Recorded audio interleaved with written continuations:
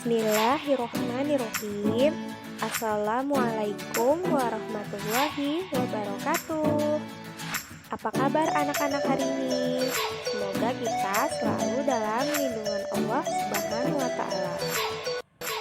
Di video kita kali ini, kita ada dalam pelajaran fikih kelas 1 tentang bersuci. Sebelum memulai pelajaran, anak-anak, mari kita membaca surat Al-Fatihah dan doa belajar ya. Bismillahirrohmanirrohim. Alhamdulillahirabbil alamin. Ar-Rahmanirrohim. Maliki yaumiddin. Iyyaka na'budu wa iyyaka nasta'in. Ihdinas syiratal mustaqim. Syiratal ladzina an'amta 'alaihim ghairil maghdubi 'alaihim waladdallin. Bismillahirrohmanirrohim. Rabbi zidni ilmah warzuqni farmah birahmatika ya arhamar rahimin. Amin.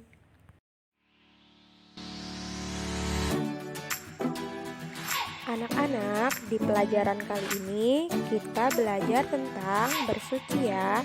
Setiap muslim harus bersuci dari hadas dan najis. Agama Islam selalu mengajarkan kebersihan dan kesucian.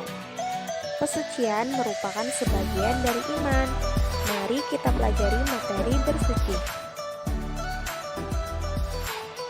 Nah, di sini kita akan belajar tentang apa itu bersuci, cara mempraktekkan bersuci, dan membedakan hadas dan najis, serta tata cara bersuci dari hadas dan najis. Nah, mari kita perhatikan gambar berikut ini. Anak-anak, jika kita tidak bersih atau suci, maka kita tidak diperbolehkan untuk sholat, tawaf, dan menyentuh Al-Quran. Nah, yang pertama, apakah bersuci itu? Bersuci adalah mensucikan diri dari hadas dan najis. Ketika bersuci, kita harus menggunakan air yang sesuai, yang suci lagi mensucikan, seperti air sumur atau sungai. Bersuci disebut juga dengan toharoh. Bersuci merupakan kegiatan yang kita lakukan untuk menghilangkan hadas dan najis. Selanjutnya ada perbedaan hadas dan najis. Hadas adalah keadaan tidak suci pada diri seseorang muslim yang menyebabkan ia tidak dalam sholat, tawaf, dan lainnya.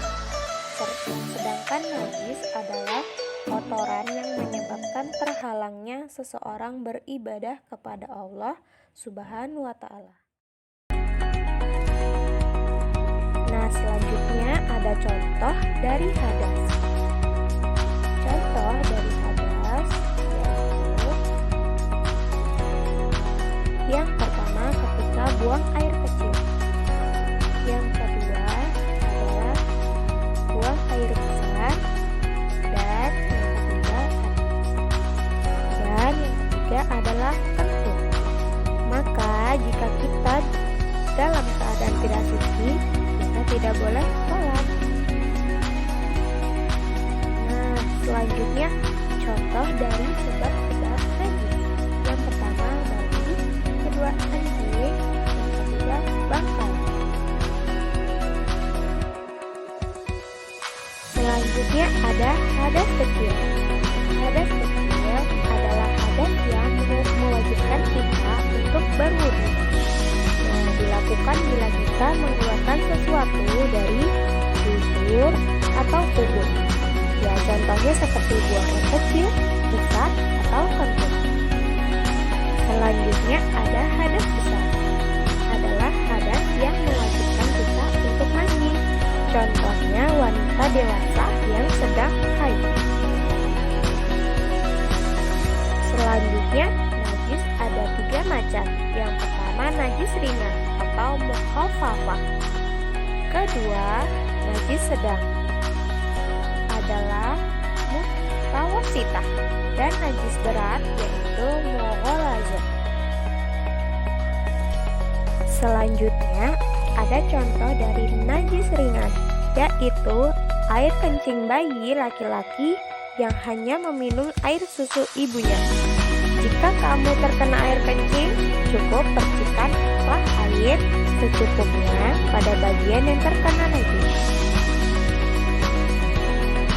Selanjutnya, ada contoh dari najis sedang. Nah, ini contohnya kotoran hewan atau manusia. Najis sedang cukup dibersihkan menggunakan air suci lagi mensucikan hingga hilang benda bekas hingga bau. Selanjutnya ada najis berat. Nah, najis berat yaitu air liur anjing. Bila kita terkena, bersihkanlah cukup dengan. Selanjutnya ada mempraktikkan bersuci dari hadas dan najis. Ketika seseorang muslim ingin beribadah seperti sholat, maka mereka harus suci dari hadas besar dan hadas kecil. Anak-anak, mari kita tutup pelajaran hari ini dengan Alhamdulillahirabbil alamin. Subhanakallahumma wa bihamdika asyhadu alla ilaha illa anta astaghfiruka wa atubu ilaik. Wassalamualaikum